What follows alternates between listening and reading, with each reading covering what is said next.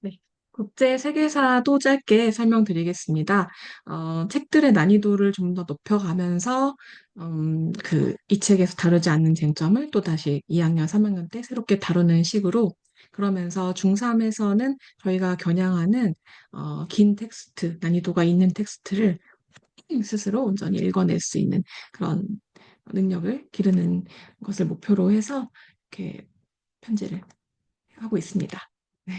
이건 예시로 들어드린 거고요. 각 그 분원에 방문하시면 항상 그 설명회 자료집이라고 해서 전체 커리큘럼과 선정 도서들을 쭉 연간 도서들을 보실 수 있으니까요. 그렇게 이제 혹시 궁금하신 경우에 또 홈페이지에도 참고하시면 될 것 같습니다. 다음은 경제도 이렇게 다루고 있다는 점 말씀드리겠습니다. 예, 저희 논술 수업이 전체 그 3시간 수업, 2시간 반 수업 이렇게 어떻게 구성되는지에 대해서 먼저 말씀을 드리면서 이 수업이 어디에 도움되는지로 이제 이어나가려고 하는데요. 아시겠지만 네, 저희 독서는 가정에서 수행합니다. 긴 경우에 어려운 난이도가 좀 있거나 주제를 뽑아낼 수 있는 내용이 많은 경우에는 2주일에 한 권, 3주일에 한 권, 3주에 한 권 이렇게 진행하기도 하는데요. 그래도 2학년, 3학년이 되면 독서의 그 부담이 있습니다. 이를 사실 시험 기간에는 거의 내신 특강으로 휴강을 하는 경우가 많기 때문에 시험 기간이 아닌 경우에 이제 열심히 읽어와야 하죠. 그러면서 정독 습관을 길러가고 그리고 사실적, 추론적, 비판적, 창의적 독해를 해나가게 되죠.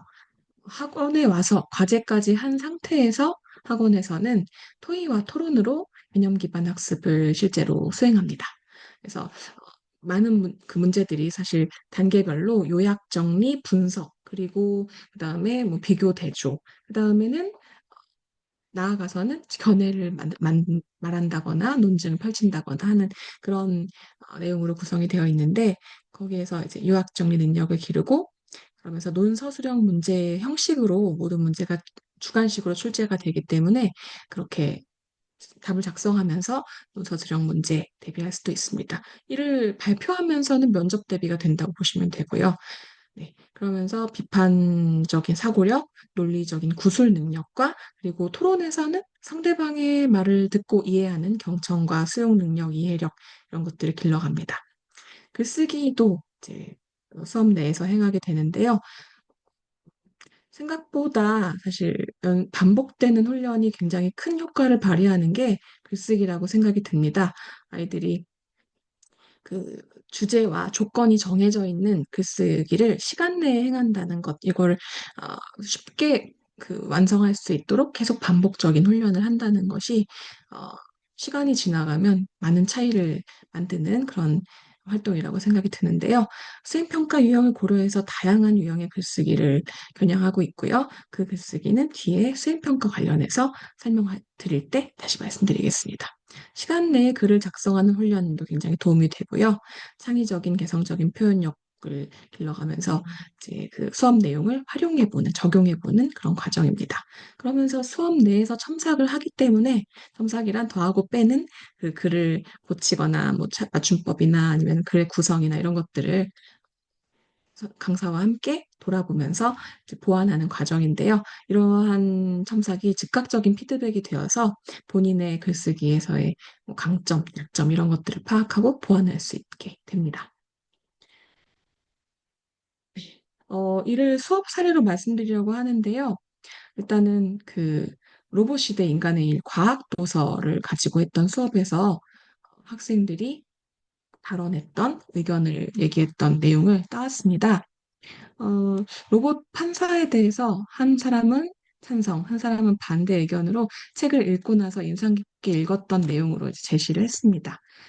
말을 짧게 했는데도 그 논증의 요소가 다 들어있고, 이를 사실 1분 말하기에서 짧은 시간을 주고 준비할 시간도 거의 없이 말을 시켰는데도 책의 내용을 잘 이해해서 자신의 의견으로 이제 만들어서 말을 하고 있죠.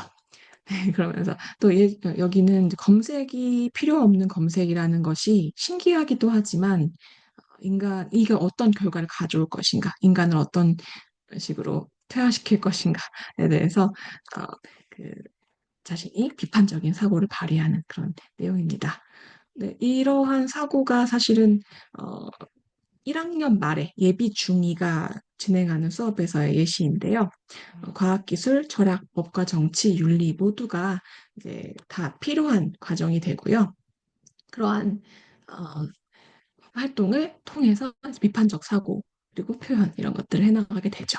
또 하나는 이제 시인을 만나다라고 하는 아까 말씀드렸던 그 책에서 책을 가지고 진행한 수업인데요. 어, 아까 말씀드렸듯이 시대와 시인의 삶을 얘기하고 나서 그 시인의 시를 한 서너 편 정도, 네 편 정도, 다섯 편 정도를 싣고 있는 그런 책입니다. 굉장히 다양한 시인들이 나오고요.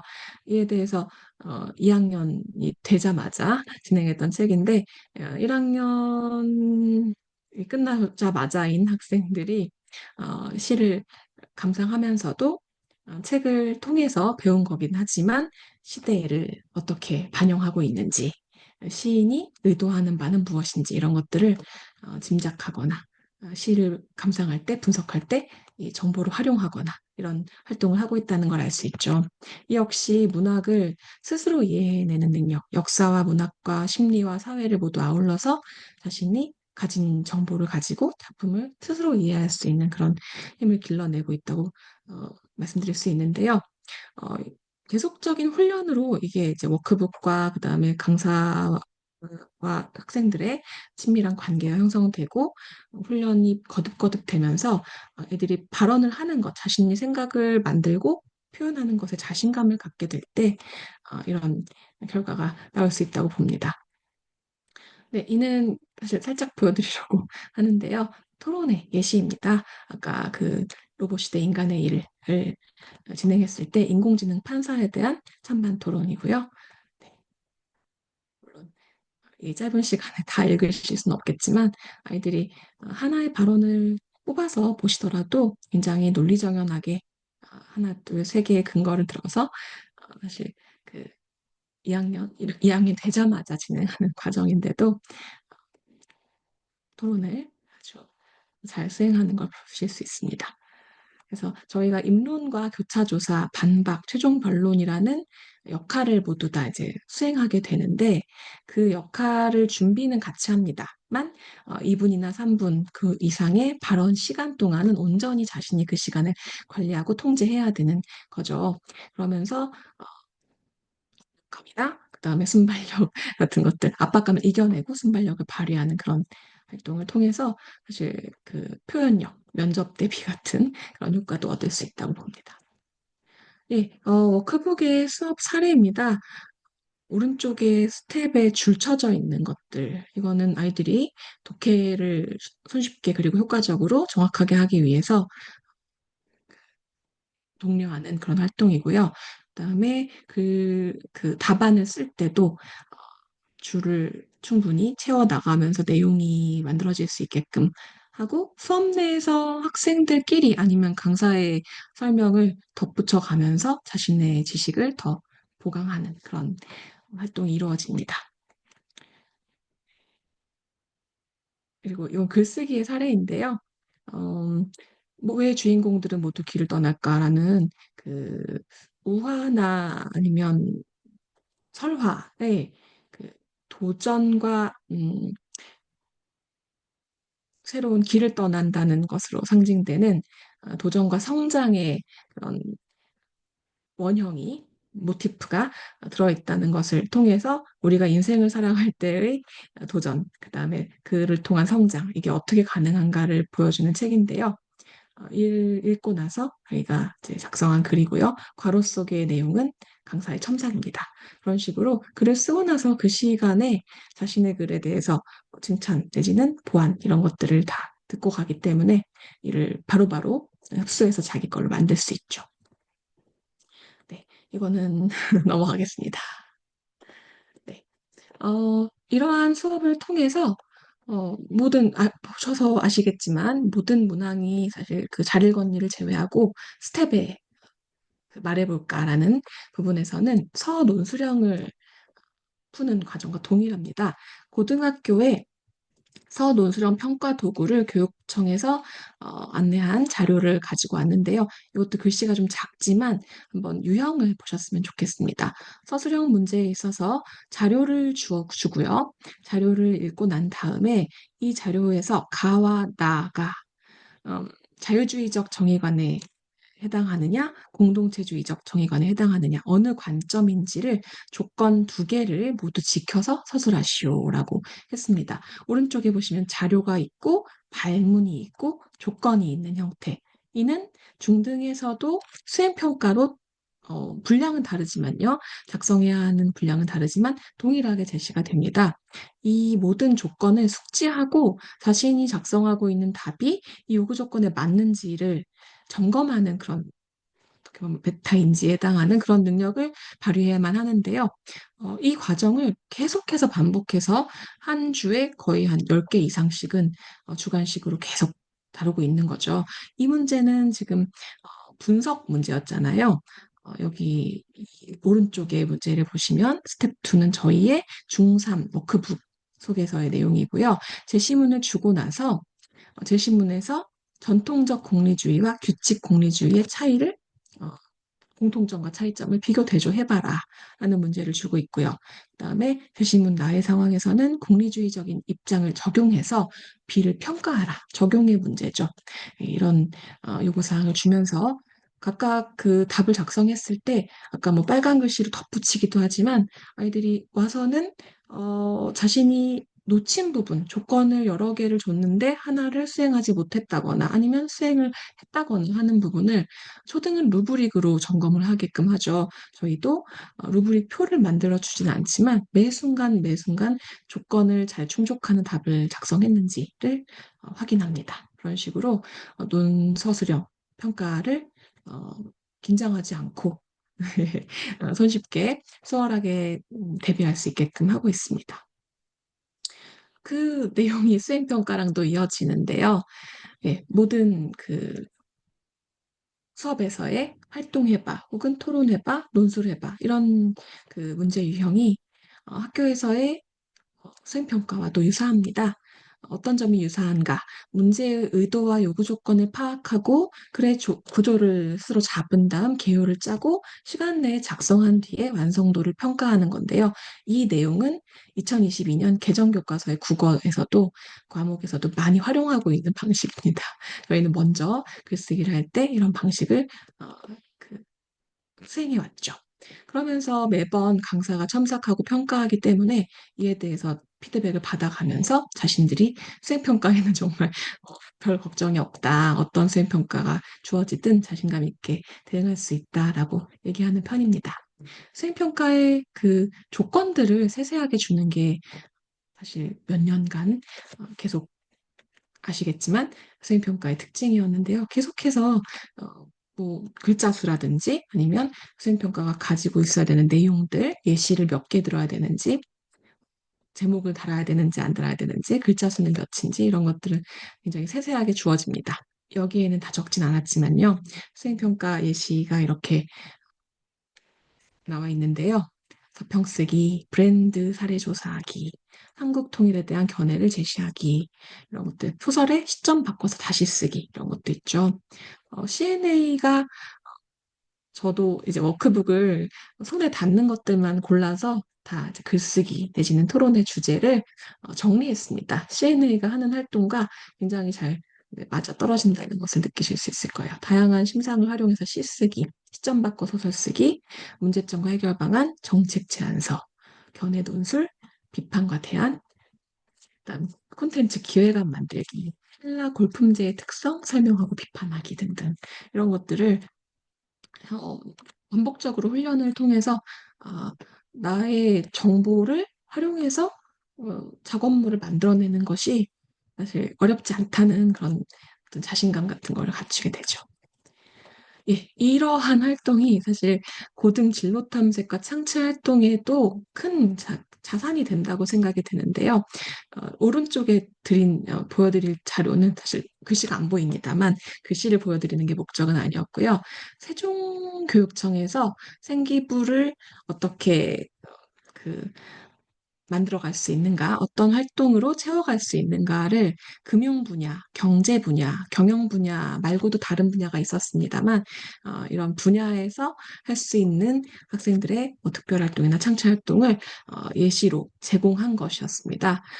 거기에서 노란색으로 색칠한 부분이 저희의 워크북 선정도서의 내용과 겹치는 부분입니다. 그래서 고등학교 때에는 CNN 과정은 없습니다. 하지만 중등에서 책을 읽고 토론하고 토의하고 했던 그 내용이 사실은 생기부에서도 자신의 진로 탐색 활동이나 특별 활동으로 활용할 수 있는 그런 내용이다라는 거. 그다음에 또 맨 마지막에 있지만 사실 그 도서를 읽었다는 것 자체가 이로운 성과일 수도 있고요. 거기에 더해서 3학년 때, 2학년 때 읽어 나가는 책은 그 하나의 책이 논문에 해당하는 그런 형식을 갖추고 있는 경우가 굉장히 많습니다.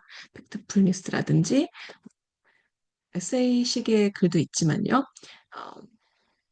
법의 이유라든지 이런 것들을 통해서 연구자가 어떤 방식으로 어떤 과정으로 연구를 해나가는지를 책을 읽으면서 파악하게 되죠.